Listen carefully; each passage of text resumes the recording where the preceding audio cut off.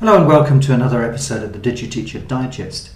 This week I'll be chatting to Marj Brown, who's Head of Department of History at Roedean School in Johannesburg, South Africa. It seems to me that history has been a subject long in crisis, from its lofty position in the early 1900s as standing at the core and center of the curriculum, preparing a person for public life, replacing Latin in that regard. It has fallen to a subject which nobody really wants to take. If you speak to anyone from my generation, what they'll say is, it was just facts, facts, facts. And in South Africa, it was facts about the Great Trek, pure propaganda, in fact. And yet history can be so much more.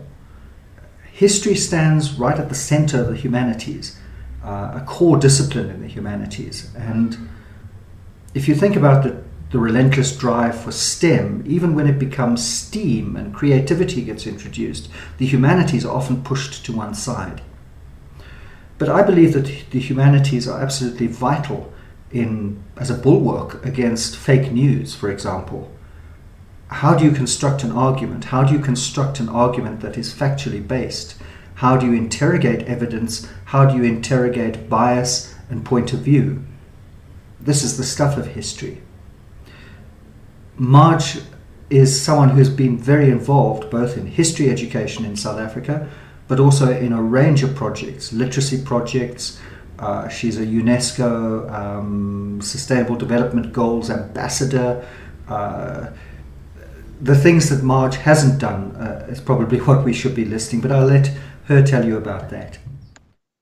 Well, hi Marj, thank you so much for agreeing to this interview. I've been looking forward to it and hearing about some of the wonderful things that you do, as a climate ambassador and with your literacy work. And, it just goes on and on and on. Each time I hear you're doing something different and involved in some other project. But I'd like to start by asking you about history and how you see history within the curriculum, its future, and, what is its place in the curriculum?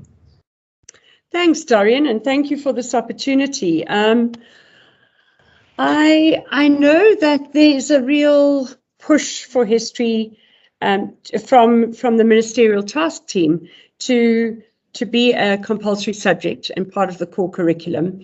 And over a period of 2 years, I've listened to a lot of debates around that, and I can really understand that people feel strongly that there's a lack of knowledge of history in our country, and that lack of knowledge of our history often leads to people making uninformed political choices.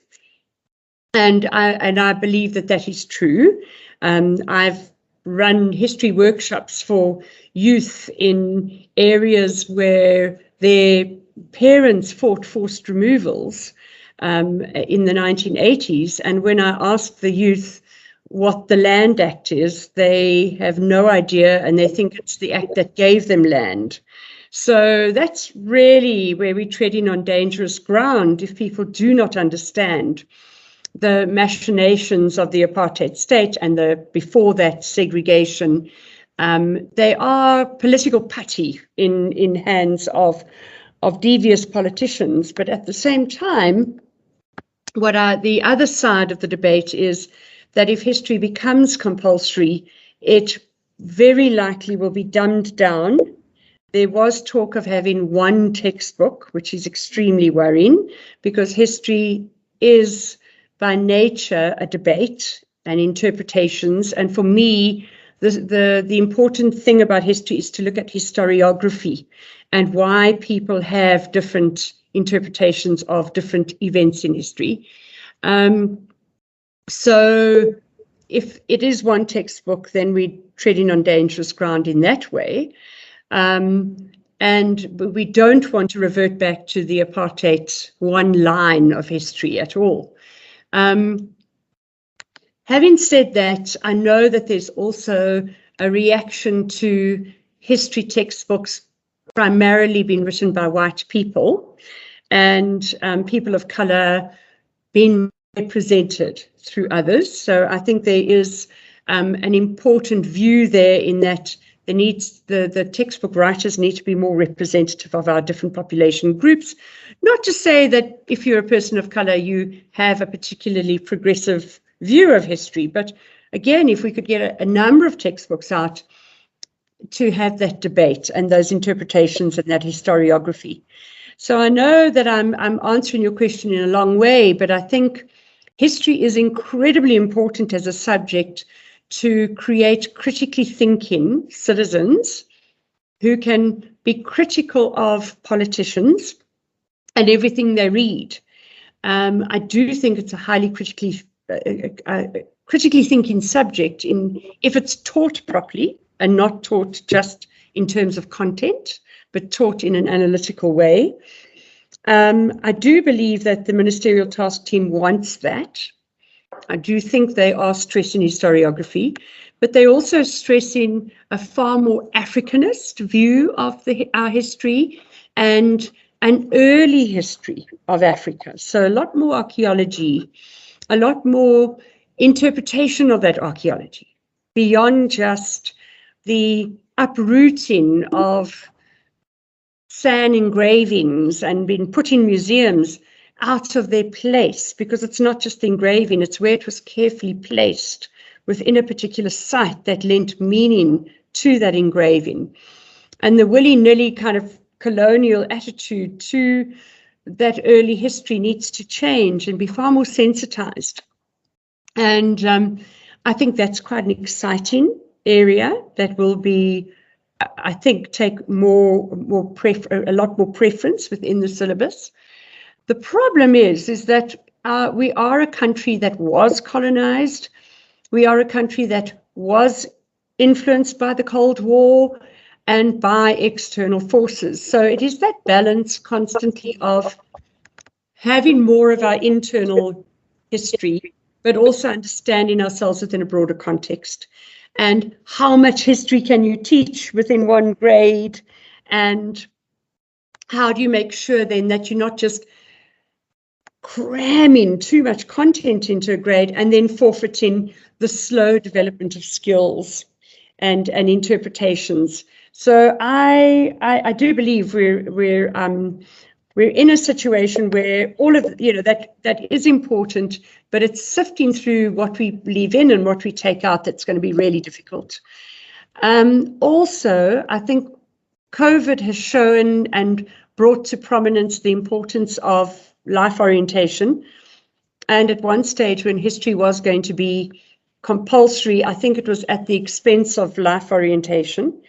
And right now, because of the emphasis on mental health and the strong lobby from psychologists, I believe that takes us back into a situation where there is contested space within the curriculum. And I wouldn't like to actually bring my view down on a history or an LO, because I think they're both important. I think what's more important is that we keep those areas of school life, such as history and LO, which are the humanities, the side of our society that could be shafted for a technocratic approach using STEM. And as Simon Sharma said, history is really important to ward off the rise of populism in the world today. And the less history we teach, the easier it is for populist leaders to sway the crowd. And he has a lovely line where he says, history silences the yell of the tribe. And so I do believe we do need to create more space, but not necessarily at the expense of LO. So that's a long answer. Yeah, and I mean, there's a lot to unpack there. And, if you're thinking about fake news and so forth, I mean, just remember we have populist leaders on the left as well. I'm talking across the spectrum. Yeah. Totally across the spectrum. It seems to me that the critical approach that history brings to any examination of evidence, because it is an evidential inquiry, text-based usually inquiry. And it's interesting that you're talking about that they're thinking introducing a lot more archaeology. Yeah. Learning to read texts and learning to read the interpretations of texts and look at different viewpoints and so forth, I think is absolutely crucial. But where to fit it in the curriculum and what age groups? Because, if you do it too early, I think that what happens is you just have a recitation of, here's the party line. This is what you're supposed to think about any particular issue. You talked about COVID. Do you think that our experience of going online, how was that with history? What was it like to teach history online? I think it was fine. I think, again, teaching any subject, I think, largely relies on the ability to use technology, but also the ability to engage with your audience. And obviously with pupils being online and the ability to kind of switch off their camera meant it was more difficult to engage in a discussion, and one had to find ways of bringing forth opinions and eliciting responses in a far more creative way than in a classroom where you're making eye contact constantly. And a lot of my history teaching is discussion. So I will give a certain amount of input, and then from that input, get children to think and discuss, so what do you think? Why do you think they did this? Or what do you think this is? So it's not just this is what happened. And I think it's those joining the dots lessons and those discussions that really suffer online because of the lack of eye contact and face-to-face discussion. But having said that, I've been amazed at how much discussion there can be if you are presenting material in a way that also brings the material to pupils' lives in the present. And so we know that Black Lives Matter was a big issue during COVID. Not that it's a big issue outside of COVID, but that it came to the fore. And the content matter, that whether it was apartheid or civil rights movement or whatever, lent itself to the contextualizing of Black Lives Matter. In the same way, it was quite fascinating when COVID happened. I was teaching the American Wall Street crash and FDR's New Deal, and at the same time we were watching the kind of token bailouts from governments or the discussion of and then finally a basic income grant and all the things that capitalism kind of introduced at a time that there was a crisis in capitalism during the Wall Street crash. So again, one could draw those parallels and look at what was different and what was new within this crisis. So I kind of found it quite fascinating to look at the world around us through the eyes of our history curriculum and try and make sense of it. Yeah. And I mean, IT is a great enabler of communication. I mean, yeah. Partially it's enabled you to bring in a lot of global interchanges, a lot of global discussions. And you've been very involved, I mean, since the Top 10 Teacher Award when was it, 2018? 2018. I mean, since then, you've been involved in many, many projects on a global level. And technology must have been a real boon for that. It has been wonderful. We before COVID and before the Global Teacher Award, I had been involved with a group of teachers in America. I'd been fortunate to go on a Yale teacher exchange where we had 10 American teachers coming to South Africa, and then 10 of us went to America.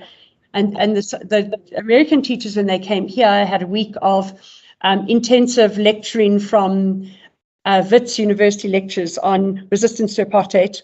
And then when we went over to Yale, we had lectures on responses to slavery and Reconstruction and civil rights movements and Black Power. And it was the most incredible thing And at that stage, that was face-to-face, not online, but it made those connections possible that then endured online after that. And there was, at that stage, I was using a platform called Skype in the classroom. And that was kind of our Teams discussions and whatever. And Skype in the classroom has been around for quite a while and provided that kind of global platform for teachers.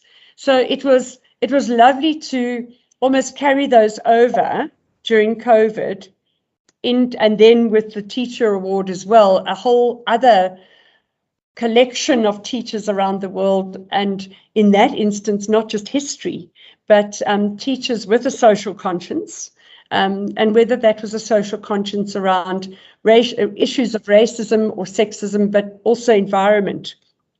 And it was really the Sustainable Development Goals that has brought me into a wider ambit of global teaching, which is very exciting. And you've done a lot of work on literacy as well. You know, the literary quizzes, and do you want to tell us a bit about those projects? Yeah, so I taught in England for 2 years, and when I was up in North Yorkshire, I heard about the Kids Lit Quiz, which was run by a New Zealander, Wayne Mills, and he had started it because he felt that children got a lot of awards for being good at sport, but fewer awards for being good at reading or activities that were seen as quite nerdy. And yet they stood you in such a good stead in long term. So he created the Kids Lit Quiz as almost the Olympic Games of reading. And the quiz is based on the last 2,000 years of literature for children.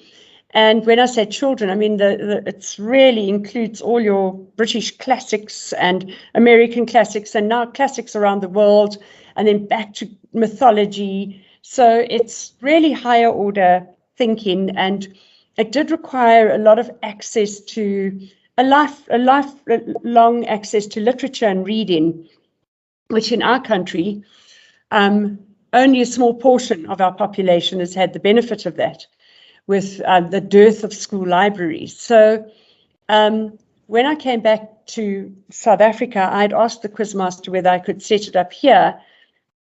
And that was about 18 years ago now that I set up Kids Lit Quiz. And it's now about 270 teams in South Africa that participate in all areas of South Africa. And from that, I've challenged schools in South Africa to link to an under-resourced school or two and set up the Pendulani quiz, which is for schools that don't have those privileges. And I've developed a relationship with publishers and with book dealers, and I get between 15 and 20 books to now about 150 schools in South Africa, which these schools, and the Kids Lit Quiz is aimed at grades 5 to 7, and so is Pendulani. And so whereas the grades 5 to 7 for Kids Lit Quiz are answering questions in a very broad range of genres, the Pendulani quiz is based on those 15 to 20 books. And the reason I made it into a quiz and not just handing out books is because often with the absence of a school library or librarian, those books just sit in boxes. Schools are so overwhelmed and they can barely keep up with the syllabus and large classes. Whereas if you have a quiz, the headmaster knows that those kids are going to go and come up against other schools. It's the status of the school as well as that little team at stake. And there's much more incentive to hand the books out, to get a reading champion amongst the teachers. And then there's the fun, the sheer fun of the quiz, because in a lot of underprivileged, under-resourced schools, reading is something that's drill and a mission. And it's repetitive and it's parrot-like. And there's very little discussion and reading for understanding and reading for pleasure. Whereas the quiz itself is a range of fiction books that pupils would just enjoy reading. And I combine South African authors and authors from all around the world, so that again the children can travel through literature but also connect through literature to their own country. And the kids evaluate the books. So every year they will vote on their favorite book or the book they found most difficult, which author they loved most. And that also really helps me then kind of see where, what children are connecting with. And I ask about 4 themes, 10 questions per theme, and I have spot prizes and book prizes, and it's fascinating. We've just had one at Roedean for 5 teams, and we kept it small because of COVID. And the books that I give out for the children to read, going to the library, or if they don't have a library, into a classroom collection, and the English teacher can then share it out amongst all the pupils in the class afterwards. And the first question normally is, are these prizes for us or for the school? And again, you are reminded that these pupils probably don't own their own books, and that a book is a very precious prize. And it's such an exciting atmosphere. It's just amazing. But at the same time, it's been interesting for me to track scores in these schools over a 10-year period, to see how culture of reading has developed within those schools. So I now have those scores of reading for meaning, and a database then to be able to look back and say, well, is there an improvement in the culture of reading at that institution beyond just the individual children? And is the number of schools participating growing, or is it a fixed number? It's really growing. So it was about 100, and then the Department of Education in Gauteng asked me if they could introduce the Pendulani quiz into their reading clubs. So they've started reading clubs in Gauteng, where also, because there are no libraries in the schools, so they had these little reading clubs where children come within a little region, and they read together and discuss books. And so 50 reading clubs in Gauteng were added to the 100 schools I was already dealing with, and shot it up to 150 3 years ago. So that's very exciting. And what the Gauteng Education Department, this is their kind of library part of the English department. They call it library services. They're very keen to challenge all other provinces to do a similar thing with reading clubs and bring the quiz in. But with COVID, that's kind of largely on ice. Yeah. Are you optimistic about the future? I mean, we face a future which looks increasingly bleak, but from all the projects that you're involved in, does that lend you any optimism? So I suppose one has to be a realist and yet also an optimist. And realistically speaking, I think our country's at a very low, bleak point politically, and that then translates into education and environment and everything else because of corruption. And as an ex-apartheid activist, anti-apartheid activist, I know that there is that one could actually just kind of shake one's head and just say, we feel betrayed. And I hear that often when people say, this is not what we fought for. But at the same time, as a history teacher, one knows that the struggle is never won, that the liberation movement of yesterday could often, and in most cases, becomes the oppressor and the corrupt regime of the present. And it's not the first time it's happened throughout history everywhere. And so I think it's a case of assessing when does that tip, and at one point do we get to the point of no return, that things are going to just go downward from here, or is there a point at which we can salvage a seemingly bad situation? And as bleak as our country is, I think the world in general is in quite a bleak point if one looks at world politics and world leaders. there are very few that one could really say are solid, progressive leaders. So we also have to look at our country within that broader context of populism and fake news and really quite largely ignorant populations, whether they're from the first world or the so-called third world.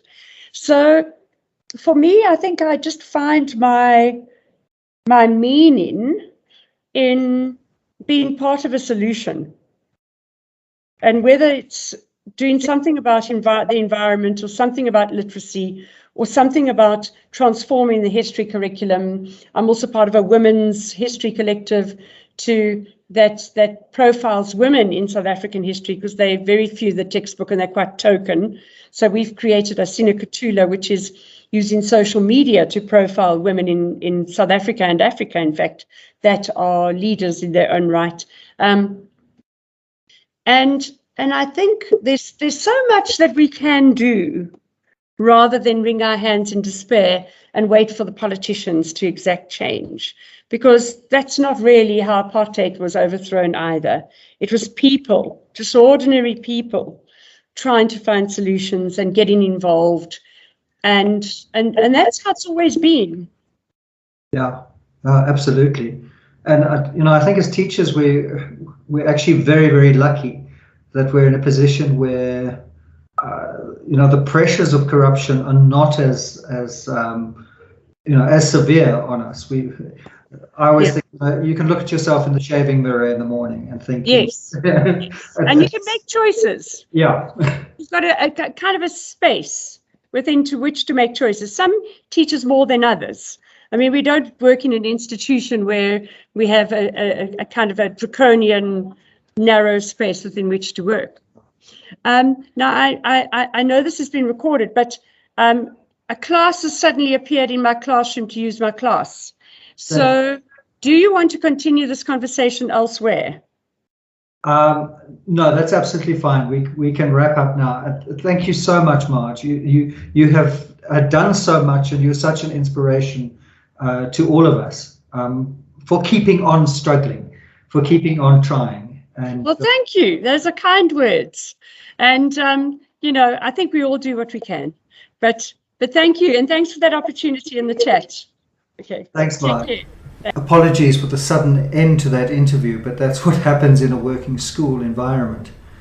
It was great chatting to Marj and hearing all the great projects that she's been up to over the years, and to hear her perspectives on history teaching, literacy, and how teachers can make a difference in this world. If you've enjoyed this video and other videos on this channel, please like, subscribe, share, and hit the notification bell.